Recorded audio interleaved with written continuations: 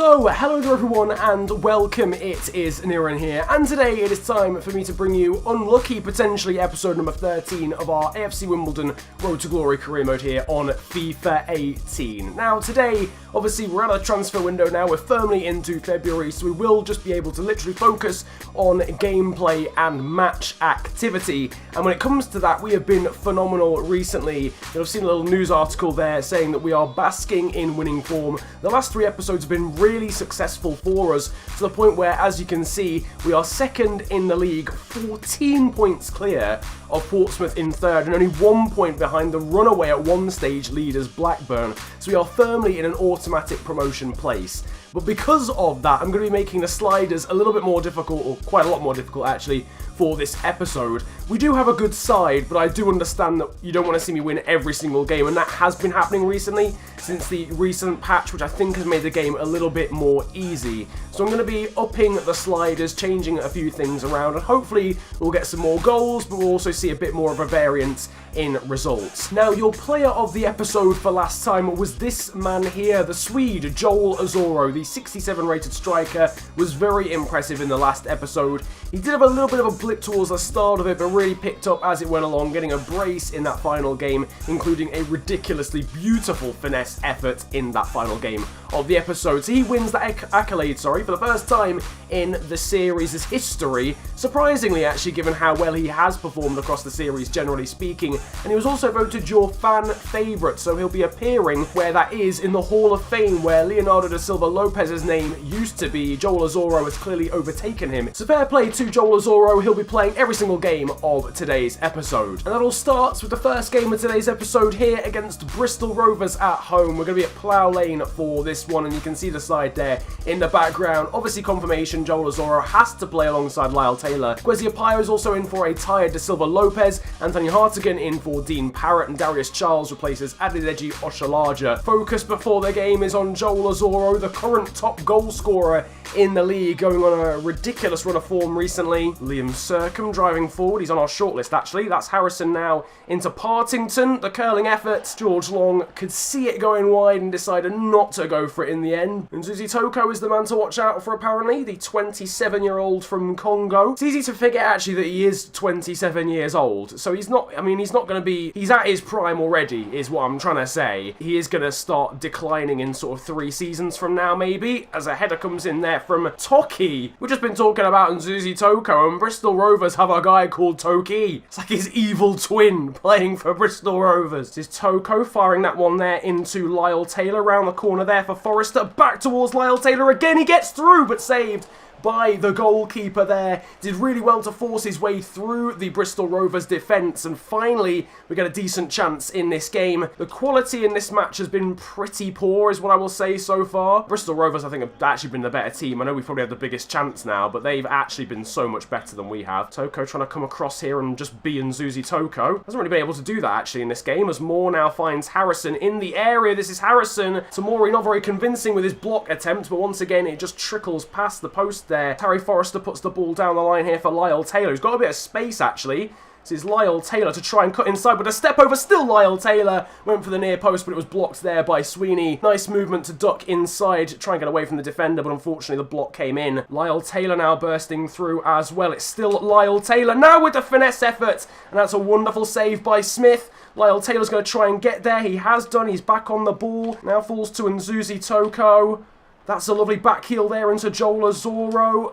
Joel Azoro with the turn. It's a wonderful turn from Azoro, and again saved by Smith almost identically. Nice work though there from the attackers to get the shots away and test the Bristol Rovers goalkeeper. That's into Dozzell. That's now through towards Lyle Taylor, who's chipped it over the goalkeeper. Azoro trying to get there, but it's cleared away heroically. That should hopefully fall for Andre Dozzell on the volley. Azoro's still down on the goal line. I need the Swede to get up just purely for my own sanity really. Been obviously one of the best players in the series so far as we come forward again now with Andre Dozzell trying to just poke his way through. Crucial thing there is Joel Azoro has picked up an injury, and if he doesn't shake that off, then he's not going to be able to fulfill his requirements of playing every game in the episode. And more importantly than that as well, we'll be without one of our main strikers, and although we have depth in terms of we have a lot of strikers, we don't have many strikers I can really rely on, you know, properly rely on. Kwesi Opia is very wasteful. Pigott lacks pace. He does score when he plays, but it tends to be off the bench, really, when the opposition are tired. He doesn't have as much of an impact off the bench, so we'll have to wait and see. Azoro isn't letting the injury get him down at the moment, although he does seem to have lost a yard of pace there. So he has to cut back. Lyle Taylor here is in support. Back to Azoro again. Still Joel Azoro with the finesse again, and Smith is there to push it past the post. Here now is Kwesi Opia. He needs to pick out the right ball. He might do as well to Lyle Taylor, and it is 1-0. Lyle Taylor allowed way too much space there in the area. The ball in from Kwesi Opia is a wonderful one. He did all he needed to do. I said he needed to pick out the right option, and he did so. Lyle Taylor, far too much space there in the 53rd minute, and able to head the ball past Smith, the Bristol Rovers goalkeeper, who got a wounded Joel Azoro up front, so Lyle Taylor needed to grab him, put him in his backpack and get going, and he has done. For the love of God, don't let that be dislocated, although I think he would have come off straight away if it was a dislocated shoulder, from what I can remember of the injury system on this game. And Harrison's got a bit lucky there to get the ball here. Darius Charles is going to have to try and come over and deal with this situation. Now it's inside into Clark, and that's a really, really well-worked goal from Bristol Rovers, and it's Nzuzi Toko's evil twin that scored. For God's sake, we were really just stretched there. It was 3 against 3. Harrison did get lucky, got a lucky bounce off Florence. Darius Charles couldn't stop him. Tamori doesn't really deal with Toki there. Clipped over the top there. I need Florence to deal with this, but it's out wide now to Moore. Ball towards the back post. Visser needs to deal with it. Tamori, though, comes across and does a fake. Why are you faking that one? He's made up for it, though, by blocking that one. Anthony Hartigan. Lorenzo Visser's got a bit of space, actually, here over on this right-hand side, and he's taken it well in his stride. Lorenzo Visser cannons it off the crossbar. What? Where has that come from the Dutchman? I was more confused out of anything. I was just in complete shock that he managed to pull that out of the bag. So close. Bristol Rovers, this is a good game. I like this because Bristol Rovers are charging men forward. We're doing the same. Toko back to Joe Pigott again, and it's saved by Smith. The shot there pulled out of nowhere. Ledbitter's lost that in a really dangerous position, and now here's Da Silva Lopez. Da Silva Lopez right, though, at Smith. Under pressure, maybe needed to finesse that instead. Oh, big chance there at the end of the game for Da Silva Lopez off the bench to win it, but it does end as a draw. Man of the match was Kwesi Opia, interestingly enough. Not the goal scorer, but he did obviously get the assist for Lyle Taylor's goal, who also got an 8.2 rating. And Zuzi Toko there with an 8.1. An injury here for Joel Azoro, but thankfully, as we maybe thought it was going to be, it is a short injury only. 5 days and a bruised shoulder. It does mean he might be really tired for the next game.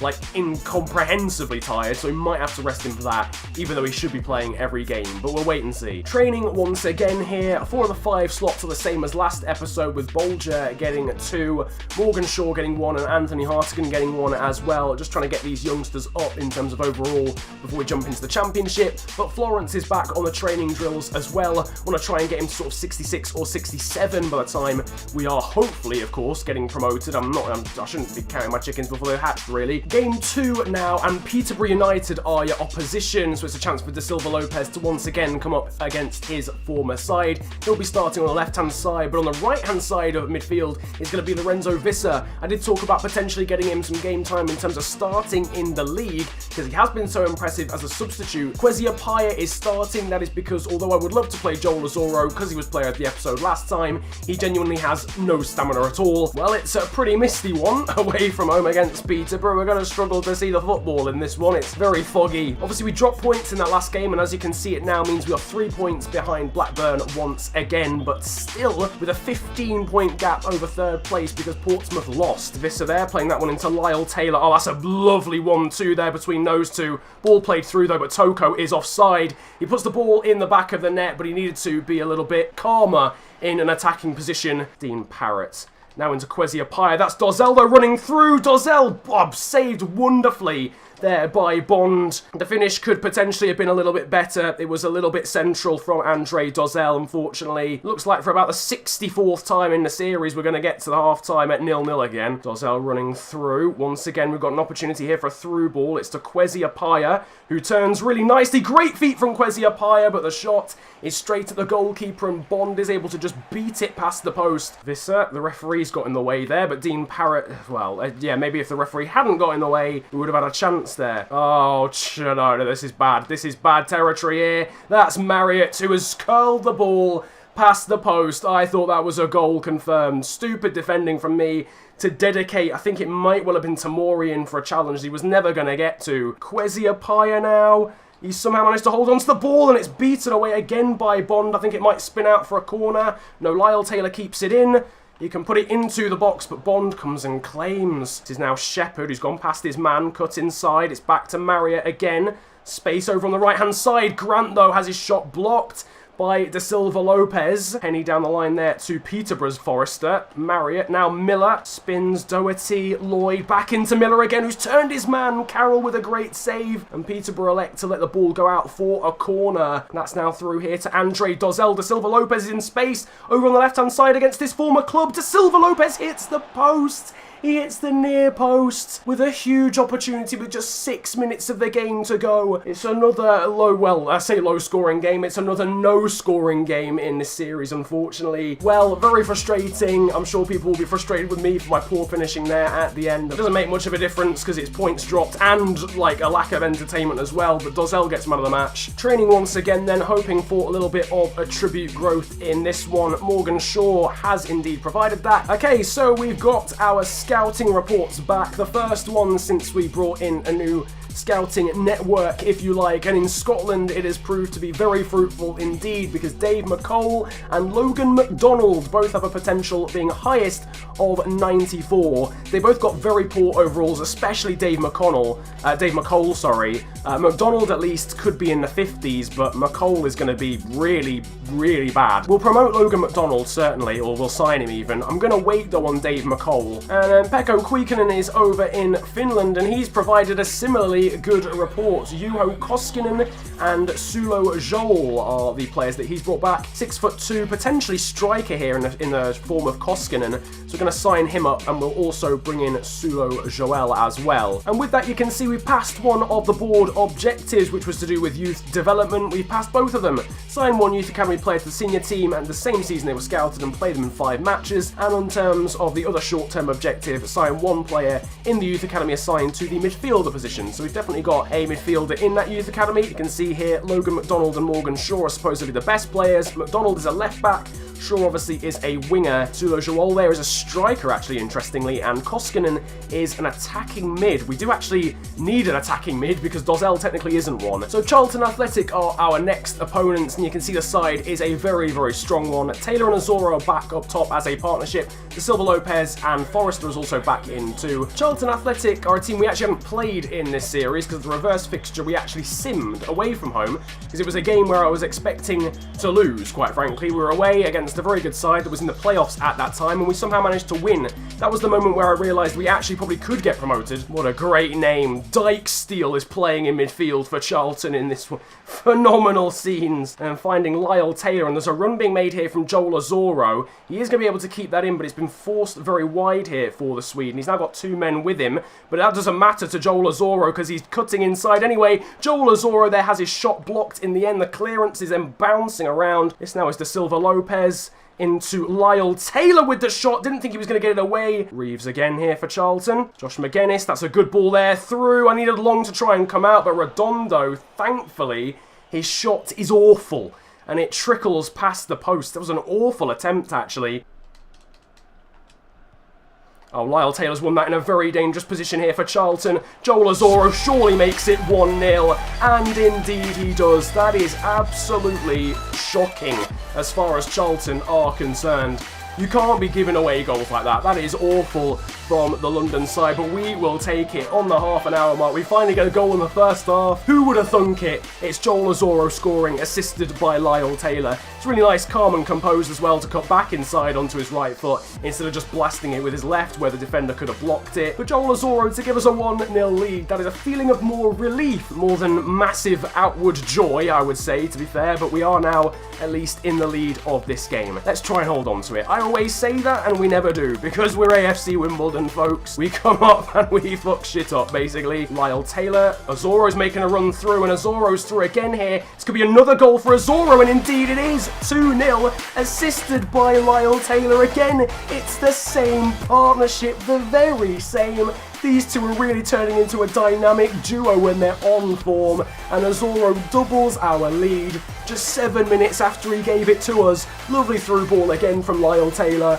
and it's simple as you like, one-on-one, through on goal again, and Azoro just is not gonna miss. We are 2-0 up, ladies and gentlemen. Reeves, he's got Oshalaja for company, and you just don't have Oshalaja for company and keep hold of the ball. And Redondo can come forward. Forrester comes in with the challenge, but he got away, and McGuinness just finds the side netting.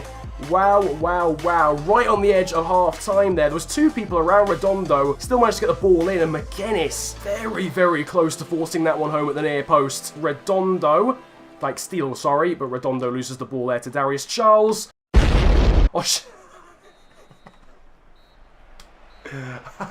Deji Oshalaja, man. He makes his own rules. It does just... Oh, that's lovely there from Azoro and Da Silva Lopez. Lyle Taylor trying to play it through again. He has done that. The second opportunity for Da Silva Lopez, who is brought down, and that's got to be a penalty. Indeed it is. It's Solly that's given it away, and surely it's a red card. But it would be the rules. The referee has not decided to follow the rules, though, because despite Solly clearly being the last man and 100% denying a goal-scoring opportunity, Da Silva Lopez was about to surely finesse that in for a third goal. The referee decides not to give it. Now, Joel Azoro is on a hat-trick here, so it is going to be him that takes this one to the left-hand side. Joel Azoro gets his hat-trick.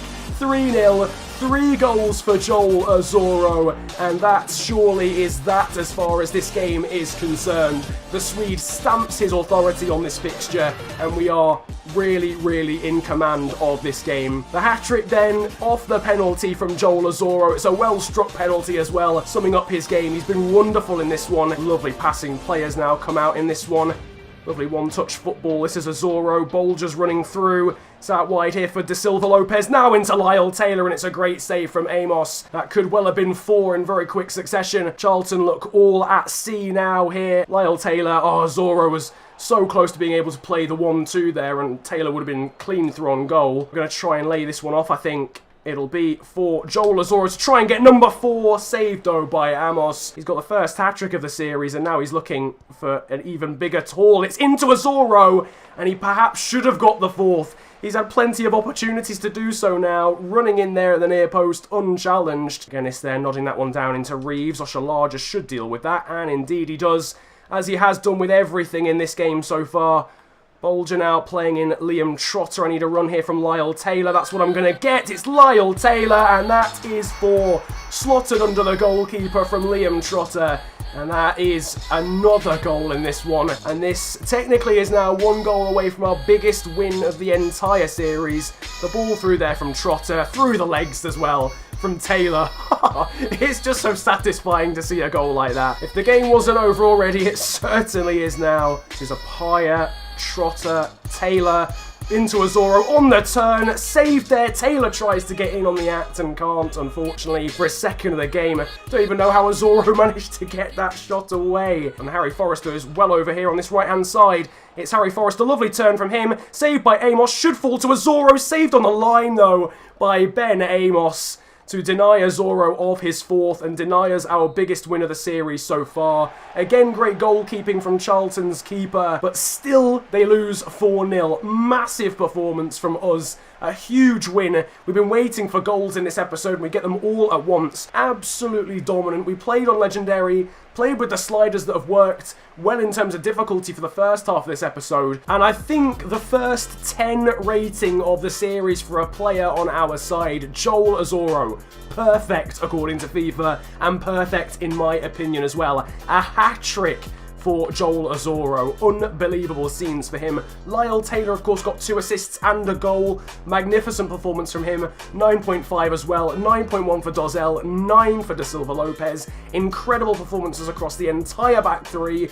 Bolger was amazing. Training once again. It's a familiar sight, isn't it, realistically? But it's the same guys being trained in this episode. If there's anyone you want me to train actually further in this series, then drop it down in the comment section below. I'm always open to ideas. But yeah, in the next episode, we'll try and change things up. So let me know down in the comment section what you want to see in terms of that. Well, it's hard to make changes after a game like that. We have made one, and that is that Egli Kaiser is into the side for Harry Forrester. Apart from that, it is the complete same side that just thrashed Charlton 4-0 in that last game. We're at home once again, and we're playing Oxford United. Although we're not playing an extra game in the episode, so we're not having 5 games as opposed to the 4, I am actually playing an extra game in terms of you're not going to see a simmed game in this one. So surely Joel Azoro and Lyle Taylor are the men to watch. Azoro grabbing a hat-trick, and Lyle Taylor grabbing a hat-trick in terms of goals involved in as well in that last game. An unbelievable performance from our front 2 pairing. Taylor comes back and does some great defensive work there.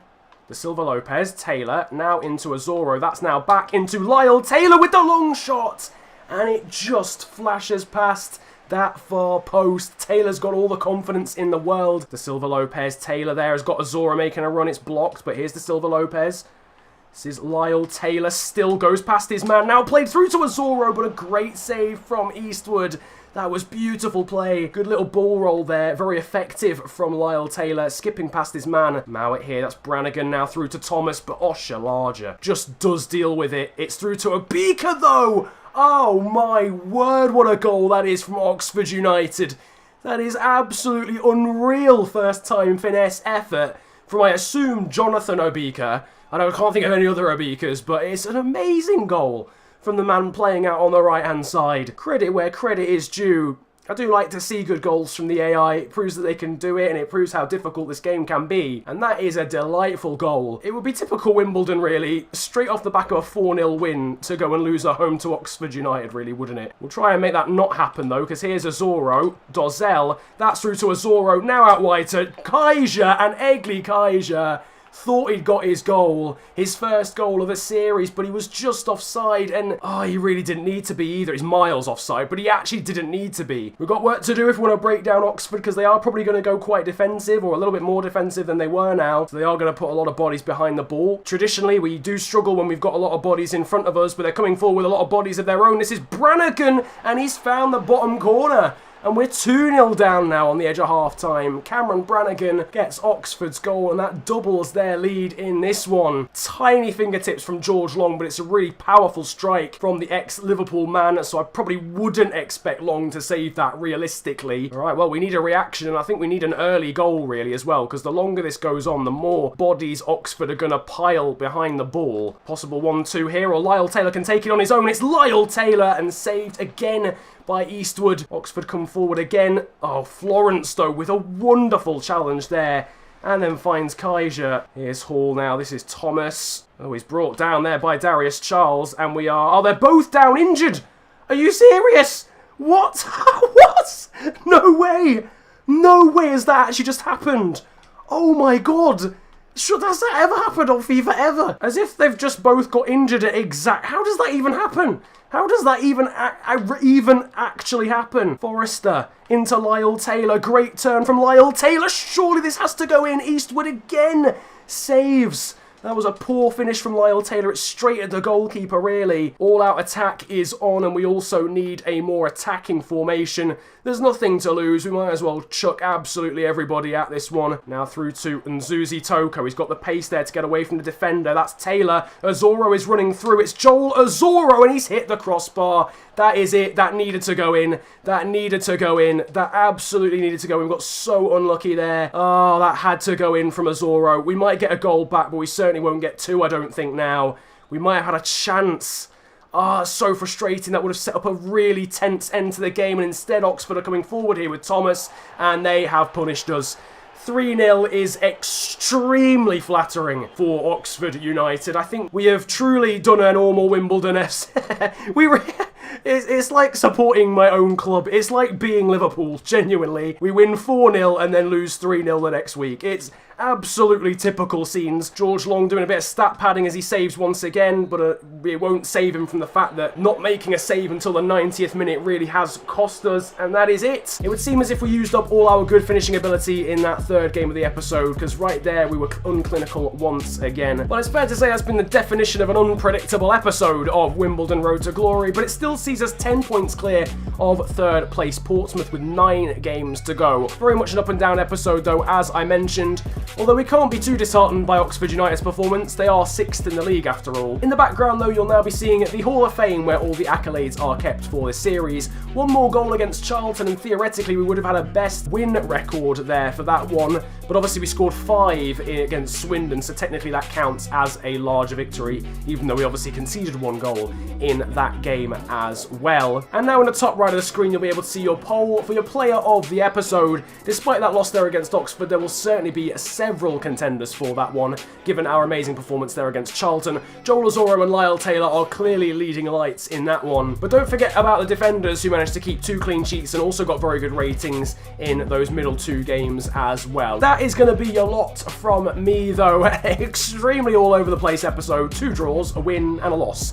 A heavy win and a heavy loss, in fact. If you have enjoyed this episode of Wimbledon Career Mode though, of course, make sure to slap a like on the video and subscribe. It's the big red button down below under the video. If you are new around here, that would massively help me out, so I really do implore that you do that if you enjoyed the video. You can follow me on social media if you really want to as well. My Twitter handle is @theofficialfng, links are down below, and my Instagram is exactly the same, @theofficialfng over there as well. But it's been a pleasure ranting at you guys today. Have a wonderful day, enjoy yourselves, and goodbye. Yo, Massappels. I roll out with some monsters. Looks like your team and you watchers. I do not roll with imposters. Sound like the man in the Oscars. I'm drunk of Henny and Fosters. I have a career, I'm jobless. This bitch f*** me so hard, I might just end up unconscious. I like girls in lingerie, especially if it is crotchless. Bitch, I am the bigger picture. There is no way you can crop us.